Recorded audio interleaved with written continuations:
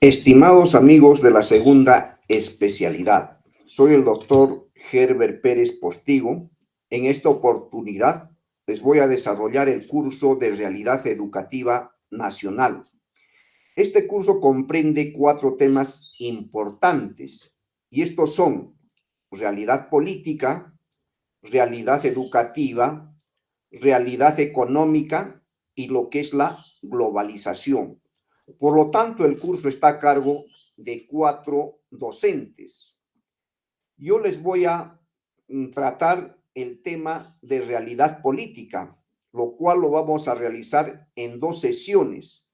En la primera sesión vamos a abordar lo que es la política en sí. Y en la segunda sesión trataremos la realidad política del Perú. Entonces, con lo que respecta a la política, es necesario señalar lo siguiente, que la palabra política proviene del griego polis, que significa ciudad. Es el proceso y conducta de toma de decisiones de un grupo. La ciencia política es la que se encarga de estudiar, entender y analizar los fenómenos políticos. Para Aristóteles, el hombre era un sum politikon, es decir, según Aristóteles, el hombre no político era un ser defectuoso, un idión, un ser carente, es decir, una persona idiota. Un hombre no político era simplemente un ser inferior, un menos que hombre. Es aquella práctica que se ocupa de gestionar, de resolver los conflictos colectivos y de crear coherencia social, y sus resultados son decisiones obligatorias para todos. También es definida como el arte de gobernar o el arte de lo posible. También es importante tener en cuenta la evolución del concepto política. Como decía Aristóteles, analizó las ciudades, ¿sí? Las polis griegas en su obra La Política. En ella el ciudadano está sujeto a una autoridad, pero al mismo tiempo participa en las asambleas, donde tomaban las decisiones con la participación de todos. El hombre se puede considerar un animal político porque se socializa. La política es una actividad inherente a la naturaleza humana. Era una visión antropocéntrica y horizontal. Al decir animal político, Aristóteles expresaba la concepción griega de la vida. La política, entonces, la ciencia que se encarga del estudio del poder público o del Estado. Siguiendo con esta definición, la política es el ejercicio del poder que busca un fin trascendente. Promueve la participación ciudadana al poseer la capacidad de distribuir y ejecutar el poder según sea necesario para garantizar el bien común de la sociedad. Tenemos diferentes conceptos de política y vamos a hacer referencia a algunos filósofos que en sus inicios dieron algunos conceptos. Y vamos a iniciar por Platón, quien señaló que la política es la ciencia que permite estructurar la sociedad por medio de un Estado, con el objetivo de alcanzar la justicia. Según Aristóteles, él concibe al ser humano como un ser social, un sum político, por lo que podía desarrollarse de manera colaborativa y organizada. Según San Agustín de Hipona, la política se vincula a la lucha entre la ciudad de Dios, es decir, los preceptos divinos, y la ciudad terrenal, es decir, las pasiones humanas. Santo Tomás de Aquino señala que la política tiene como objetivo generar el conocimiento necesario para consumar el bien común, según el proyecto de Dios. Nicolás Maquiavelo indica que la política es la obtención y la preservación del gobierno el cual legitima todo medio utilizado para alcanzarla. Y Carl Schmitt señala que la política se fundamenta en la realización amigo-enemigo, lo que implica conflictos de intereses. Entonces, teniendo en cuenta lo que es la política, hay que también señalar que en la política participan los partidos, los movimientos que hay en nuestro país, en las regiones. Ellos son los actores que tienen que tratar o ver los múltiples problemas de la sociedad. Dentro de ellos, las situaciones socialmente problemáticas, ya sean los aspectos económicos, sociales, culturales, educativos, de salud, todos los problemas que atravesamos. Y frente a ello hay una presión al Estado por parte de la población para que estos sean resueltos, porque ese es el rol del Estado. Y frente a ello se debe tener respuestas estatales, o sea, de parte del Estado frente a esas diferentes problemáticas que atravesamos. Dentro de ello juegan un rol importante también las organizaciones sociales, los gremios, los grupos económicos. Y para dar solución a todos esos aspectos o abordar esa problemática, es importante tener en cuenta la situación subjetiva, la situación objetiva y fundamentalmente tener presente las políticas públicas. Todo gobierno debe implementar políticas de Estado, ¿no?, para resolver los diferentes aspectos que tenemos en nuestra sociedad, o sea, es decir, los diferentes problemas. Entonces, para ello tenemos políticas públicas que se deben implementar. Dentro de ello se puede hablar de dos niveles políticos, el gubernamental y el institucional. El gubernamental, en tanto poder representativo del Estado o entidad abstracta bajo la cual se asume la organización de la vida pública por parte de una comunidad o sociedad. El institucional, en tanto afecta a los componentes de una entidad pública o privada en concreto. Es decir, que una empresa mantiene su dinámica política al igual que una institución educativa. Para hablar de política, no es necesario referirnos a las visiones macropolíticas o de ámbito estatal, como la política económica o la política educativa de un gobierno en concreto. Entonces, teniendo en cuenta que el hombre por naturaleza es un ser político, en forma permanente hace uso de esa política porque en el lugar donde nos encontremos, en el cargo que ocupemos, ejercemos poder.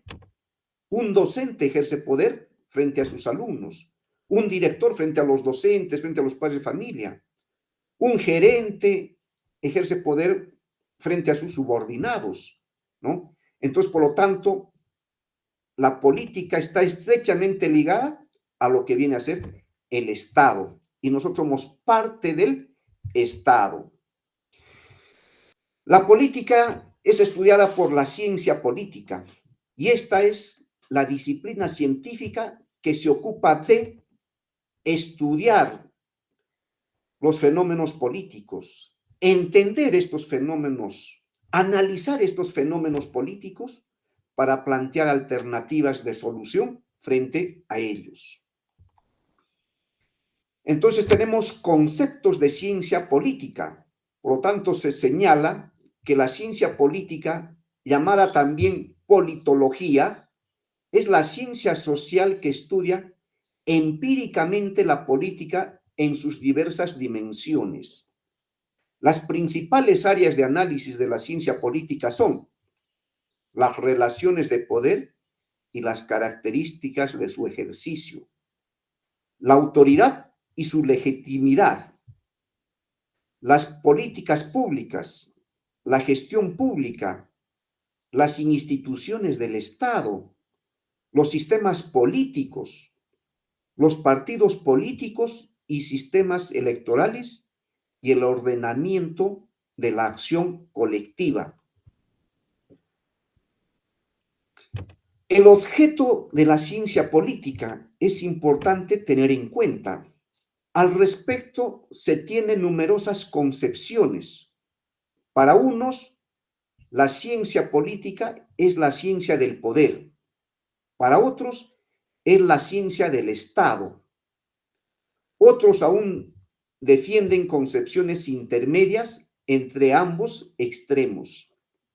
Y también es importante tener claro el concepto de Estado. El Estado es una institución compuesta por dos elementos básicos. El primero es un elemento abstracto, sociológico y jurídico, la reunión de individuos jurídicamente organizados. El segundo elemento es concreto y técnico. Está compuesto por las autoridades y funcionarios públicos de esta institución. Entonces, por lo tanto, la ciencia política concibe al Estado como un instrumento al servicio de los intereses políticos en juego y de las fuerzas políticas. Justifican los mecanismos de coacción y dominación de los diversos tipos de Estado. Entonces, como se señalaba, los políticos, aquellos que están a cargo del Estado, deben resolver los problemas de la sociedad, deben estar al servicio de la población, al servicio de aquellos que los eligieron. Pero en nuestra sociedad vemos todo lo contrario. ¿Se resuelven los problemas centrales de nuestra sociedad? Yo diría que no. Y frente a ello podemos señalar unos aspectos que son sumamente importantes tener en cuenta. Somos un país rico, pero sin embargo somos un país subdesarrollado, un país donde la mayor parte de su población se encuentra en situación de pobreza, de extrema pobreza. Se dice que en el Perú hay riqueza como cancha. Tenemos recursos de origen animal, de origen vegetal, de origen mineral. Tenemos recursos en la costa, en la sierra, en la selva, en el mar peruano. Pero, ¿quiénes son los que se benefician con esos recursos? ¿Por qué teniendo tanta riqueza somos un país pobre, un país subdesarrollado? El Perú está ampliamente dotado de recursos naturales. En estas imágenes podemos evidenciar, tenemos minerales, tenemos animales en sus diferentes variedades, tenemos vegetación, tenemos la riqueza que sea en el mar peruano. Y no solamente ello, el Perú tiene la mayoría de climas y microclimas. Cada lugar tiene determinadas particularidades, ¿no? En la costa, en la sierra, en la selva, ¿no? También se tiene 11 ecorregiones y en cada ecorregión hay determinados recursos, determinado clima, determinada riqueza que se posee, ¿no? En cada uno de estos pisos altitudinales, en estas ecorregiones. Aparte de ello, también el Perú tiene una historia milenaria. Hay que remontarnos al tiempo de los preincas. En el Perú se han desarrollado diferentes culturas preincas, en el norte, en el centro, en el sur, donde podemos observar obras extraordinarias que han realizado, como por ejemplo ahí en las imágenes podemos observar algunas de ellas, como las líneas de Nazca, ¿no?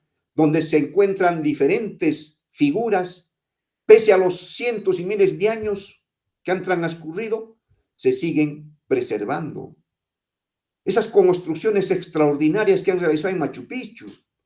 En el Cusco, ahí podemos ver esas construcciones hechas bajo especialistas, arquitectos de ese entonces, cómo han colocado tremendas piedras con una unión perfecta y que en la actualidad no se puede explicar cómo lo han hecho, cómo han subido a esas alturas tremendos pesos.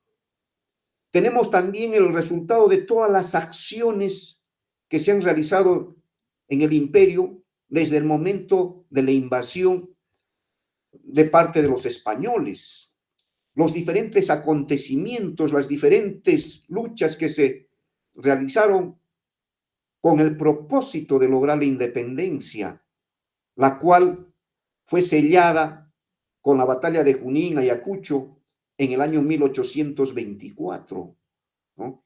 Y después, durante nuestra época republicana, los diferentes hechos, los diferentes acontecimientos que se han suscitado. Aparte de ello, también el Perú tiene un gran legado cultural, tiene tradiciones y tiene una gastronomía extraordinaria. Tenemos diferentes mitos, leyendas, costumbres que forman parte de la riqueza de nuestra sociedad. La diversidad cultural hay que considerarla como una potencialidad que tiene el Perú, motivo por el cual tenemos una gran afluencia del turismo, ¿no? Donde pueden evidenciar los turistas toda esta riqueza en las diferentes regiones que visitan. Pero frente a ello, lo lamentable es señalar que tenemos un Estado peruano que es grande y costoso. ¿Y por qué? Por la burocracia que existe en cada una de las dependencias, en las diferentes instituciones, en los diferentes poderes del Estado, donde se designa grandes cantidades de presupuesto para sostener a una burocracia dorada, ¿no? Y donde todavía se dan diferentes actos de corrupción. Entonces, esta primera sesión terminamos con ello, agradecemos a ustedes y en la siguiente sesión trataremos sobre la realidad política del Perú. Muchísimas gracias.